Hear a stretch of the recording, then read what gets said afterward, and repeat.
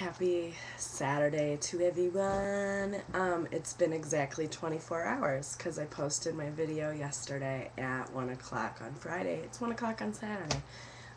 Just getting ready to do this second installment of Things That Bother Me video. And then I'm going to go do some yard work for the rest of today.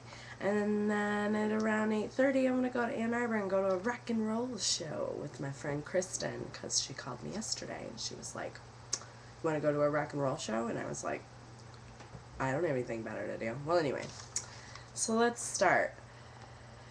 There's not that many things left on the list, I'll say first. And also, I'll start by saying I'm not trying to offend anyone. This is just my opinion of things that bother me personally.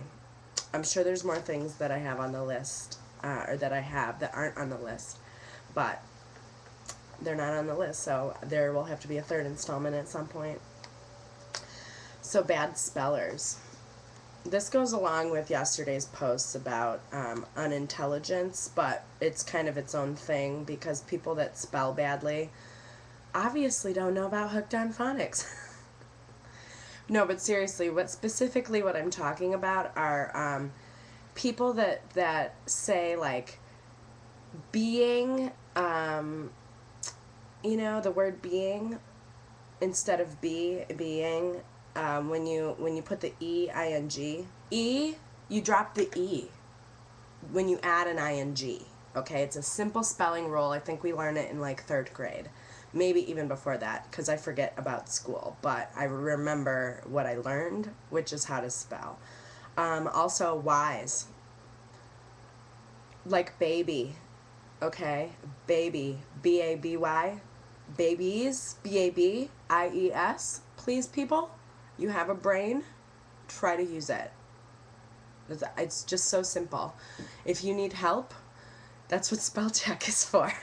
Even YouTube and Facebook and all these other social medias have spell check. If there's a little red underline, just keep spelling it there until the red underline goes away. That's the best way for you speller who doesn't know how to spell. I'm sorry you don't know how to spell. If you need help spelling, please feel free to ask me. I'm a pretty good amateur speller. I'm not a professional speller. I never won a spelling bee, but I do know about phonics. And usually, when I was growing up and I asked my mom how to spell a word, she'd look at me like I knew already. That's the look. And tell me to sound it out. So I take that advice and I pass it on to you.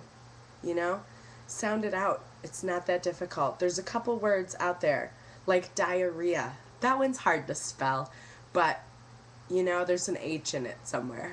I can't tell you how to spell it. I'm horrible with that word. I just typed it on a message today with a friend, and I spelled it wrong, and I said, that's one of those tricky words. That's a tricky word, diarrhea. Anyway. So bad spellers. Like I said, it goes along with the lack of knowledge. Intelligence is important, so go for it. Learn something. Read a dictionary. Look up diarrhea. Then you'll know how to spell it, You just start at the beginning. DIA. You go into DIA. You keep looking at all the words until you find the one. Diarrhea. Okay. This one is so important to me. It's arrogance versus low self-esteem. And what I mean by that is arrogance is like people with overconfidence that maybe above average attractiveness, maybe above average intelligence, but they want you to know it and they push it in your face. They want to treat you like you're stupid. That's negative. That's poopy. I don't like that. It bothers me. There's really no need. There's no need for people to be arrogant. Even if you're great at something, it's totally not okay to act like you're the best. It's not. Like, people used to tell me I was awesome all the time. People still tell me that, but rarely these days. And I never knew how to react to it because I'm just like, I'm me. Okay, maybe that's awesome, but, like, I don't do anything to be that way. I'm just me. So if you think I'm awesome, that's great. But what's awesome about me? No one ever says specifics, you know. They're just like, oh, you're awesome. Okay, great. Thank you. So versus low self-esteem.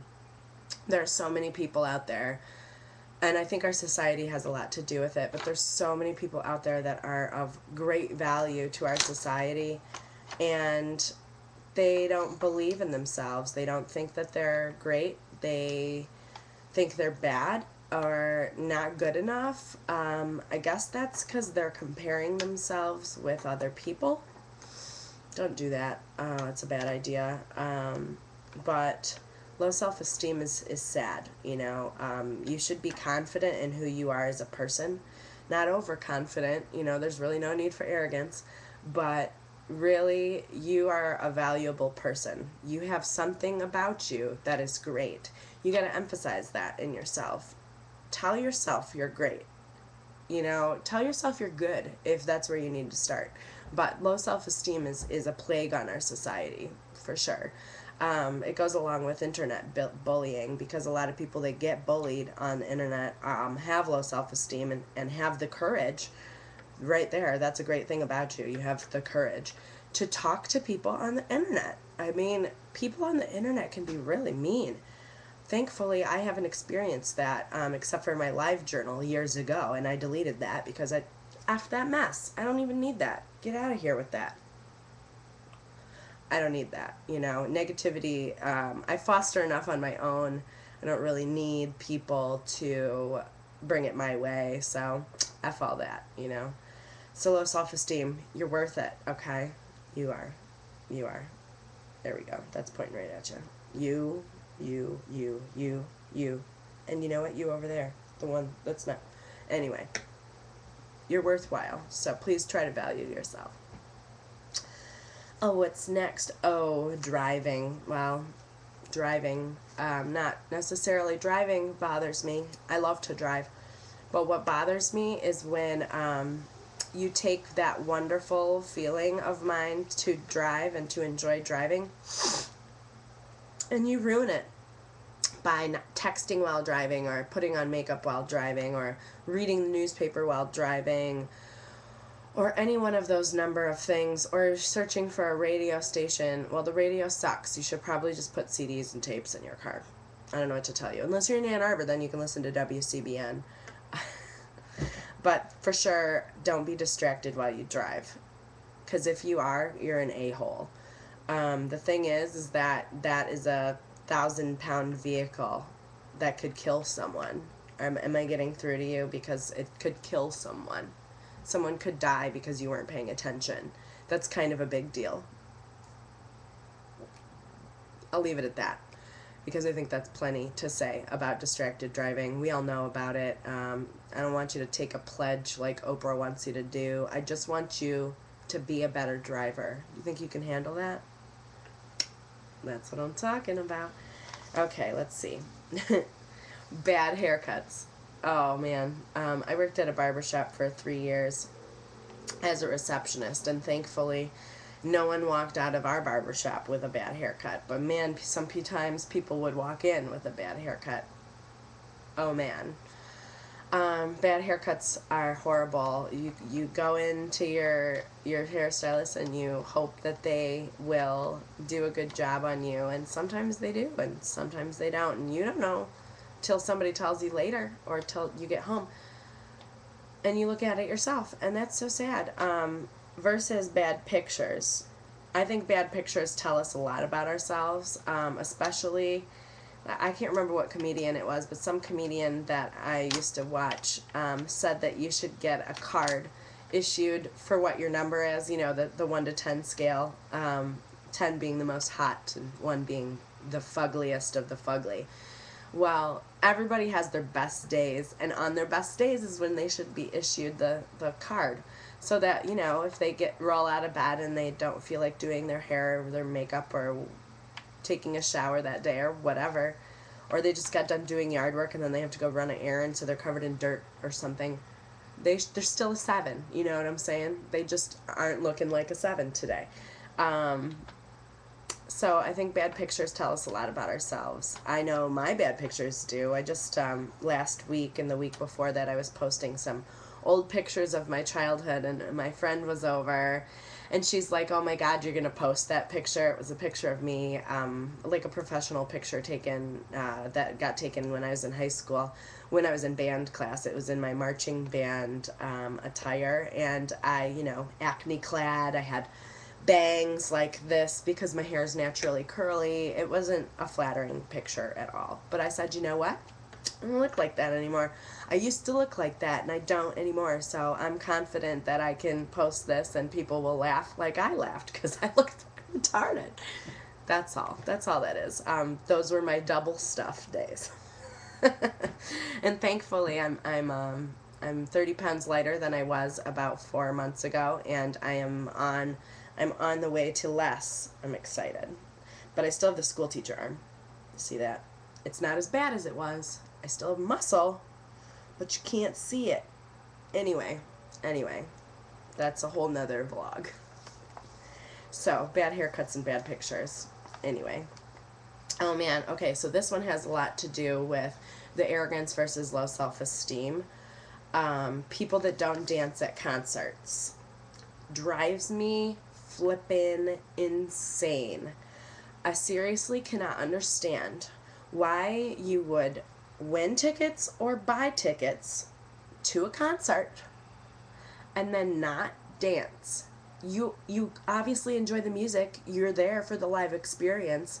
No one is going to record you and put you on the internet unless you dance like Chelsea Handler or something. But the thing is that, I mean, I don't even really know. I'm not going to speak on behalf of musical groups and bands, but that's one of the ways that they can tell that you dig their tunes is by dancing. I don't really get why people don't dance at concerts. I'm one of those people that totally gets into it, I pretend I'm in my living room and I dance. I dance till my heart is contently filled with the wonderful music, and I really don't get why people don't dance at concerts. It drives me insane. At the end of last year, I went to go see my favorite band in the whole wide world, Sloan, and I was in Detroit, and I actually stopped talking to the friend I was supposed to go with because I bought her ticket, and she made me waste the money because she never showed up, but that's a whole nother story too. Flakes. I don't like flakes either. Flaky personalities, people that flake out on you, people that make plans and then don't even have the respect to call you and tell you that their plans have changed and they are now not going to join you on the evening. F those people. That's the quickest way to lose my friendship, I'll tell you what. The quickest way. So the quickest. Even stabbing me in the back is not as quick as flaking out on me. It drives me insane. But back to the concert. I was so irritated at that concert because these dudes in front of me were recording the whole show and none of them were dancing. And I just kept bumping into them on purpose. That's who I am. That's what I do. At the concert, I dance. And if I see you, I record videos. I recorded a ton of videos last week at the Talib Kweli concert, but I danced the crap too. I don't even understand why people don't dance at concerts. I really don't. I cannot stress that enough. It's unexplainable to me. I can't figure it out. If anyone has the answer, please tell me. Besides the low self-esteem, that's the only thing I can figure is you're not confident or you think you're a bad dancer. No one cares. Just dance. Enjoy the music. That's what you're there for. You paid the money for it. Okay. Hate. I will end it on hate. Hating sucks. Hating is uncool. You can hate something negative that somebody did, but really you should just dislike it. Hate is an unnecessary feeling. Hate fosters negative energy. Hate grows your cancer cells. It's like distress, bad stress, basically. It's bad. It's not good for anyone. It doesn't benefit anyone. It's negative energy fostering and growing inside of you. Don't hate, okay? It's unnecessary to hate. You can dislike stuff, though. There's nothing wrong with disliking stuff. But hating? Come on. I don't hate anyone. I dislike a lot of people. I dislike a lot of things, but I always, when I say, oh my God, I hate, and fill in the blank, I usually correct myself and say, okay, what I really mean is I don't like it at all, which is a different feeling.